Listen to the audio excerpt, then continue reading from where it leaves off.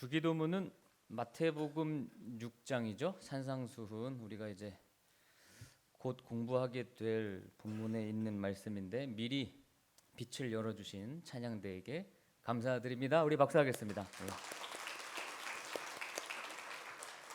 자, 오늘은 산상수훈 우리 15번째 시간입니다. 마태복음 5장, 6장, 7장이 산상수훈인데 그 중에 마지막인 우리 5장의 결론 부분을 한번 살펴보도록 하겠습니다. 오늘 본문에 등장하는 원수를 사랑하라는 말씀은 아마 성경에서 제일 유명한 그런 구절일 것입니다. 십자가가 보여주는 진리가 이것이고 우리 하나님의 그 본래적인 특성을 말씀하는 말씀입니다. 또 반면에 가장 지키기 어려운 구절이기도 하죠. 그러나 예수님은 서기관들과 또 바리새인들보다 더 나은 의를 지니기 위해서 성도들이 반드시 지켜야 할 의라고 설명하고 있는 기독교의 중심 중에 여러분 중심입니다. 일반적으로 부부는 닮는다는 말을 많이 합니다. 비슷하다. 근데 그 말은 원래부터 이렇게 닮은 사람을 좋아했다기보다는 같이 살아가면서 또 함께 하면서 서로 닮아 가더라 라고 하는 말이 훨씬 더 사랑의 신비와 이치를 잘 설명하는 이유가 될 것 같습니다. 그래서 사랑은 신비하고도 놀라운 우리 하나님이 주신 최고의 선물입니다. 사랑하는 여러분, 우리가 사랑하는 예수님과 동거하는 삶을 산다면 우리 역시 예수님을 닮지 않을까요? 부부도 같이 살면 닮는데 우리가 예수님과 같이 함께하면 예수님을 닮는 것은 너무나 당연한 이치일 것입니다. 예수님의 가장 예수님다운 사역은 바로 사랑하는 일이셨고 또 그 중에서도 원수를 사랑하는 일이었습니다. 자, 오늘 본문 이전에 여러분 로마서 5장 10절을 먼저 한번 읽어보겠습니다. 신약성경 로마서 5장 10절입니다. 시작. 곧 우리가 원수 되었을 때에 그의 아들의 죽으심으로 말미암아 하나님과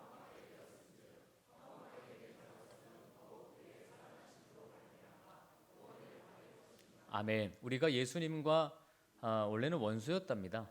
원수였는데 그분은 우리를 사랑하셔서 구원하시기까지 하셨다. 여러분 성도가 됐다는 것은 예수님과 동행하는 거죠. 여러분 예수님과 동행하는 성도가 맞다면 여러분의 생각도 예수님을 닮아가셨는지, 여러분의 언어 행실이 예수님의 언어 행실로 바뀌셨는지, 원수를 미워하는 사람에서 원수를 사랑하고 기도해 주는 사람으로 여러분 변화하셨는지, 예수님과 동거한다고 하는 증거는 화려한 기도도 아니고 엄청나게 잘 부르는 찬송도 아니고 열심 있는 열정도 아닌 마음에 안 드는 사람을 사랑하고 그를 위해 기도해 주는 것으로 증명이 됩니다. 이것은 부인할 수 없습니다. 예수님과 함께하면 예수님의 이런 모습을 반드시 닮을 수밖에 없어요. 왜냐하면 예수님의 본체는 사랑이고 특히 원수를 사랑하는 것이기 때문입니다. 예수님 없는 신앙생활, 예수님 없는 교회 생활 우리는 충분히 할 수 있습니다. 근데 이걸 어떻게 구분할까? 이 부분이라고 저는 생각합니다. 과연 원수를 사랑하고 기도해 줄 수 있느냐? 자, 본문 43절, 44절을 읽어보도록 하겠습니다. 43절과 44절입니다. 시작. 또 내 이웃을 사랑하고 내 원수를 미워하라 하였다는 것을 너희가 들었으나 나는 너희에게 이르노 너희 원수를 사랑하며 너희를 박해하는 자를. 서기관들과 바리새인들이 이번에는 또 율법을 어떻게 오용하고 있나? 계속 오용했던 것들을 여러분이 저와 함께 봤죠. 이웃은 사랑하고 원수는 미워해라 이렇게 가르쳤대요. 근데 이것은 구약 성경에 나와 있는 율법이 아닙니다. 그래도 이전에까지의 말씀들은 구약에 있는 율법을 그대로 가르치면서 그것의 의미를 바꿨다면 이 말씀은 구약에 있는 율법의 아예 말씀 자체를 바꿔버렸습니다. 변형시킨 거죠. 자, 구약의 율법은 뭡니까? 레위기 너무 많은데 대표적으로 19장 17절 18절 말씀을 읽어보겠습니다. 시작. 너는 내 형제를 마음으로 미워하지 말. 내 이웃을 반드시 견책하라. 그러면 내가 그에 대하여 죄를 담당하지 아니하리라. 원수를 갚지 말며 동포를 원망하지 말며 내 이웃 사랑하기를 내 자신과 같이 사랑하라.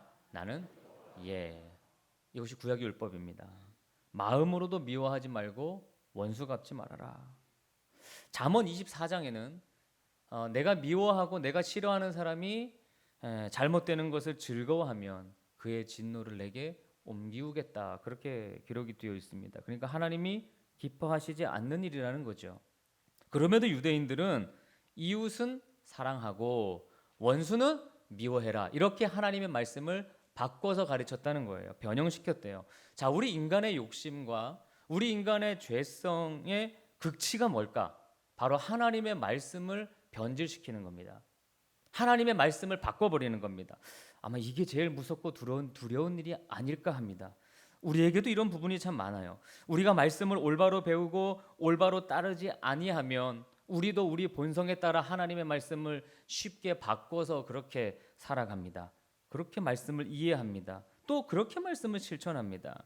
사실 우리의 이웃은 사랑하고 원수는 미워하는 것이 저희들의 본성이죠. 우리 인간의 모습입니다. 그래서 말씀도 본성에 맞게 바꾼 거예요. 유대인들이 그렇게 말씀을 바꿔서 가르쳤어요. 지금도 우리 한국 지도자들이 강단에서 거리에서 말씀을 자기 본성에 따라 변질시킵니다. 원수를 미워하라고 하는 것은 그건 내 본성이지 말씀은 아닙니다. 하나님의 율법은 그렇게 가르치지 않거든요. 그런데도 원수 갚는 일에 혈안이 되어 있고 다른 말씀들을 끌어다가 자신들의 일을 합리화시킵니다. 이게 타락의 아주 무서운 지점입니다. 말씀이 왜곡되는 곳이 바로 하나님의 심판의 자리입니다.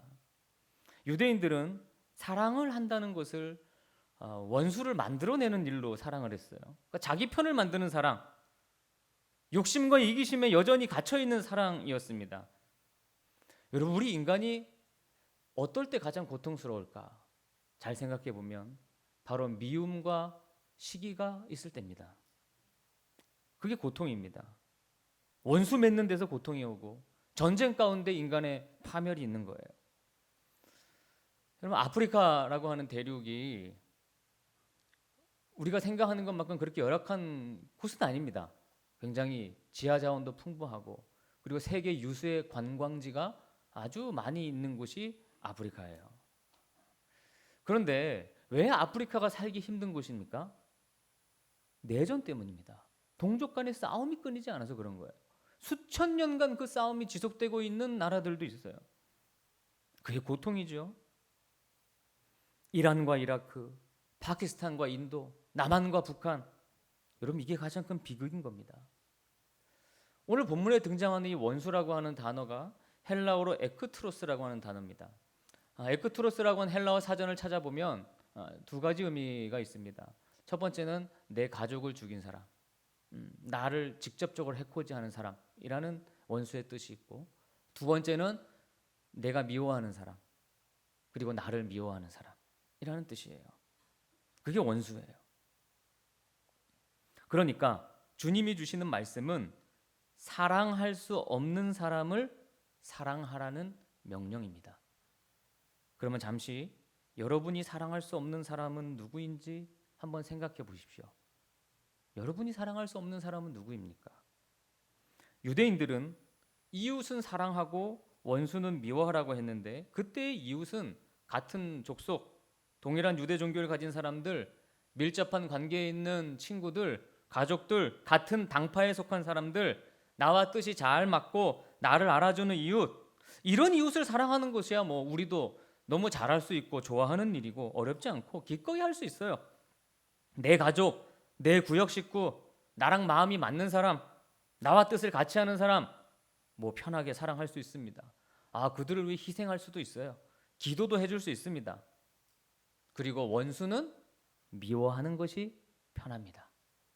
너무 편하죠. 그게 좋죠. 그게 본성이죠. 근데 예수님은 마땅히 미워해야 할 사람을 사랑하라고 하니 말씀을 변질시켜야 되는 것이고, 말씀을 변질시키지 않는다면 가슴이 답답해 오는 것이 현실입니다.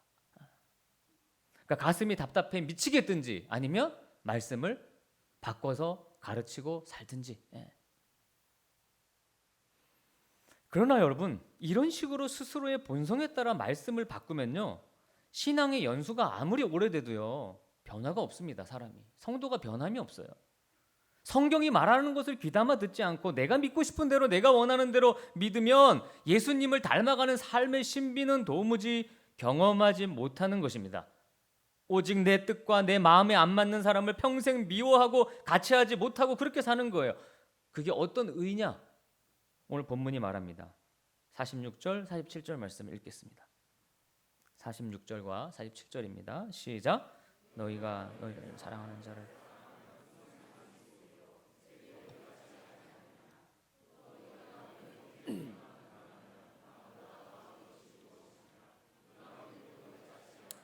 네, 유대인들이나 우리나 사랑을 사랑할 만한 자들끼리 하는 것입니다. 그 사랑을 다른 사람들, 미워하는 자들이나 원수들에게 나누지 못하는 것은요, 우리가 하나님의 사랑을 사실은 모르는 것으로 탓을 돌리는 게 맞습니다. 사실은 우리는 하나님 사랑을 잘 모르는 거예요. 하나님은 사랑의 본체시거든요. 그 사랑의 본체를 경험해 봐야 합니다. 신앙에서 사랑보다 중요한 내용은 없습니다. 자, 기독교를 한 줄로 축약하라고 한다면 원수까지 사랑하도록 사람을 바꾸어 놓는 종교입니다. 하나님의 사랑을 진실로 만나면 그렇게 변화됩니다. 그저 내 마음에 저들을 미워하는 이 경향을 없애야겠다. 나 이거 하지 말아야겠다. 이 정도가 아니라고요. 오히려 적극적으로 사랑을 하는 자가 된다는 것을 예수님이 강조하고 있습니다. 그러니까 이 죄를 우리가 쉽게 합리화시키면 안 되는 거죠. 고린도전서 13장이 사랑장인데 그곳에 나타나는 사랑이라고 하는 개념은 굉장한 의지와 결단과 순종입니다. 감정이 아니에요. 감정은 당연히 밉죠. 인간의 감정은 밉습니다. 감정으로만 사랑하려고 하면 평생 미워하는 자 단 한 명도 우리는 제대로 사랑할 수가 없어요. 이 예수님의 말씀을 받아들고 순종하려는 의지의 결단, 그게 사랑인 거예요. 사랑은 이 말씀에 순종하는 겁니다. 자, 예수님이 또 반복하지만 왜 원수를 사랑하라고 했을까요? 사랑의 본질이기 때문입니다. 사랑이 본질이기 때문이에요. 열심이 있고 능력이 있고 뛰어나고 경건하고 이런 것들은 본질은 아닙니다. 여러분이 예언하는 능력이 있고 훌륭한 달란트가 있고 어떤 비밀과 믿음을 가지고 있어도 사랑이 없으면 아무것도 아니라고 했습니다. 아무것도 아니래요. 그럼 아무것도 아닌 거 왜 하십니까? 그건 자기 의만 쌓는 일입니다. 하나님의 진노만 세운 일입니다. 허무한 일이죠. 여러분이 가진 것으로 구제하고 여러분의 몸을 막 불사르게 어느 곳에 내어준다고 해도 사랑이 없으면 아무 유익이 없다고 했습니다. 유익이 없는 일을 우리가 왜 하겠습니까? 그럼 나는 하나님의 자녀야 성도야라고 할 때 여러분이 하나님의 자녀인 근거가 뭡니까? 여러분 뭐가 근거예요? 뭐가 증거입니까? 적어도 오늘 본문이 말하는 것은 원수를 사랑하는 것이어야 한다는 거예요. 그게 산상수훈 5장의 결론입니다. 성도들이 사는 방식을 잘 보면 모든 사람이 그렇겠죠. 자기는 9가지 문제를 가지고 있으면서 상대방이 한 가지를 가지고 탓합니다. 언제나 관점이 남에게 있어요. 우리는 어릴 때는 부모 탓하고 결혼해서는 배우자 탓하고 상대 정당을 탓하고 다른 교인을 탓합니다. 이게 우리 인생을 사는 방식입니다. 불행한 인생 아닙니까? 예수님을 따르는 우리 성도들의 삶이 이렇다면 불행한 것 아닙니까? 우리가 탓해야 할 사람들은 우리가 사랑하라고 주신 하나님 주신 대상들입니다. 좀 더 정확히 말하면 원수를 사랑할 수 있는 기회를 주신 것입니다. 이 말씀을 실천할 수 있는 기회를 주신 것입니다. 여러분에게 미운 사람이 있습니까? 할렐루야. 하나님이 기회를 주신 것입니다. 적어도 예수님의 자녀라고 하는 증거를 드러낼 수 있는 찬스를 주신 것입니다. 그들을 사랑함으로 성도의 의를 증거하라는 거예요. 우리는 원수를 사랑하라는 계명 앞에서 내가 하나님의 원수였다는 사실을 깨닫습니다. 여러분, 예수님을 누가 죽였습니까? 우리들이죠? 우리들입니다. 우리가 원수입니다. 그런 우리를 받아주셨어요. 만약에 내가 예수를 진짜 믿는다고 하면 원수를 사랑하고 받아줘야죠. 원수를 사랑하고 받아주지 못하면 우리 신앙은 어찌 보면 가짜예요. 아직 신앙의 그 체계를 잘 이해하지 못한 거예요. 내가 원수였다는 사실을 모르는 것입니다. 메리 마티라고 하는 사람이 이 본문을 이야기하면서 이런 예를 들었습니다.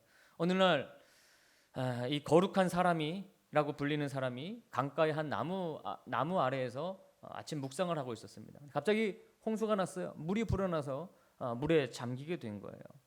그런데 저 나무 뿌리 밑에 걸린 정갈이 물에 빠져 죽으려고 하는 상황이었습니다.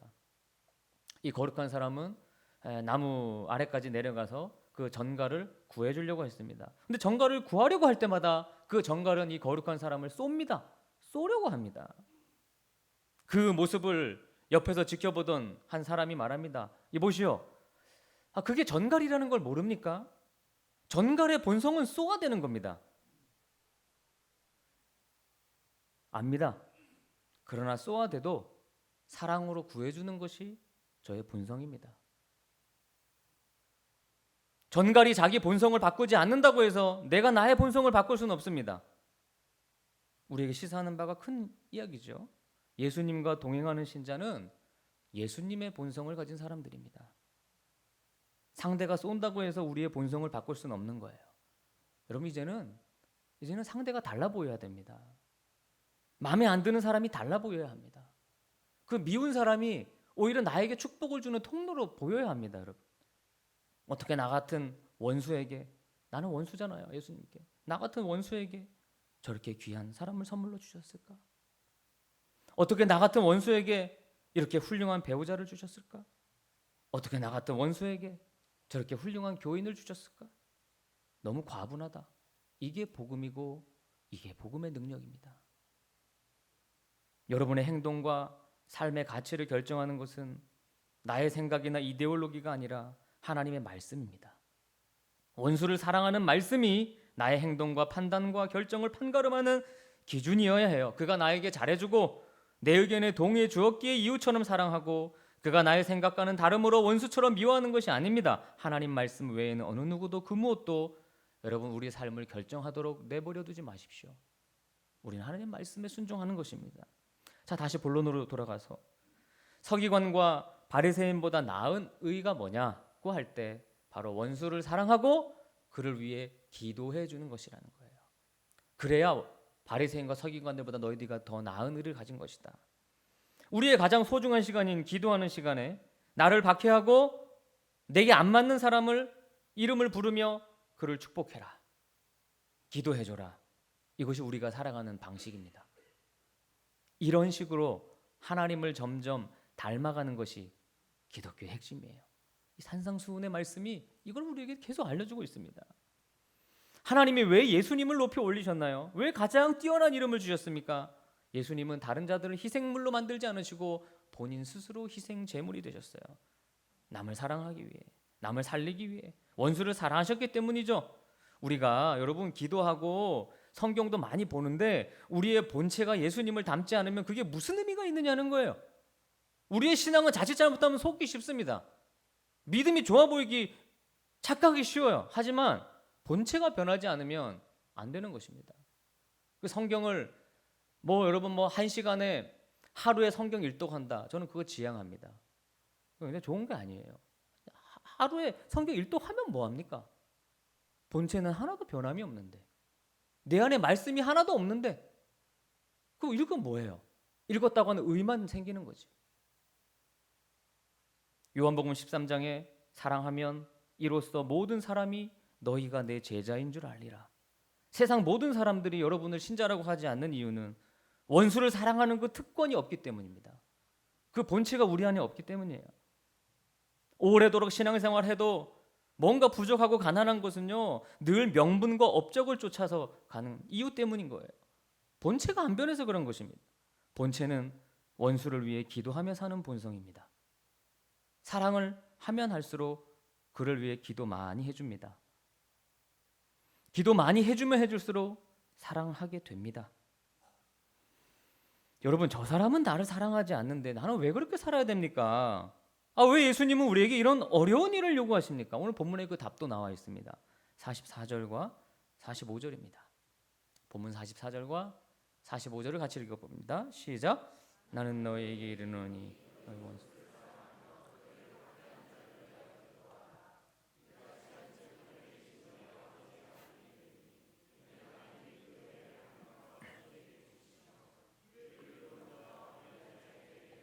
아멘. 네, 이유는 하나님 때문이죠. 하나님 때문입니다. 하나님이 먼저 우리에게 그렇게 대해 주셨습니다. 또 그렇게 해야 하나님의 아들이 될 수 있다는 사실이에요. 하나님이 우리 안에 이루시고 만들어 놓으신 이 귀한 구원과 복을 드러내고 사는 중요한 모습이 바로 원수를 사랑하고 그를 위해 기도하는 거예요. 여러분, 내 마음에 안 드는 사람을 사랑하는 것보다 더 선명하게 하나님의 성품과 의를 드러내는 길은 없습니다. 이게 가장 중요한 의입니다. 하나님 사랑은 반드시 이웃 사랑으로 증명된다는 것이 산상수훈의 말씀입니다. 아주 이런 실질적이고 구체적인 사랑과 기도의 삶이 바로 예수 믿는 맛이고 예수 믿는 멋이에요. 뭐 기도 잘하고 으쌰으쌰 잘하는 거 아닙니다. 물론 우리가 뭐 완전하진 않아요, 여러분. 완전할 수는 신이 아니잖아요. 우리가 완전하지 않기 때문에 우리에게 필요한 게 뭡니까? 용서죠. 용서예요. 주님의 용서가 그래서 필요한 거예요. 내가 부족하니까. 나는 용서가 필요하면서 왜 저 사람은 용서가 필요 없습니까? 내가 필요한 용서와 사랑을 나 또한 그것을 드러내는 것을 제일 귀하게 생각해야 한다는 것입니다. 이거보다 더 시급하고 중요한 신앙의 연습은 없다는 사실을 명심하십시오. 요즘 여러분 신앙생활에 많은 훈련과 연습이 있어야 할진데 제일 중요한 것은 원수를 사랑하고 그를 위해 기도해 주는 것이 여러분의 훈련이고 연습이셔야 됩니다. 이건 다른 거로 비교할 수가 없어요. 책임이 아니고 강요가 아니고 억지스러운 짐도 아니에요. 이거는 정말 하나님을 닮은 너무도 영광스러운 우리 성도의 특권 중에 하나입니다. 너무 기뻐서 할 일이에요.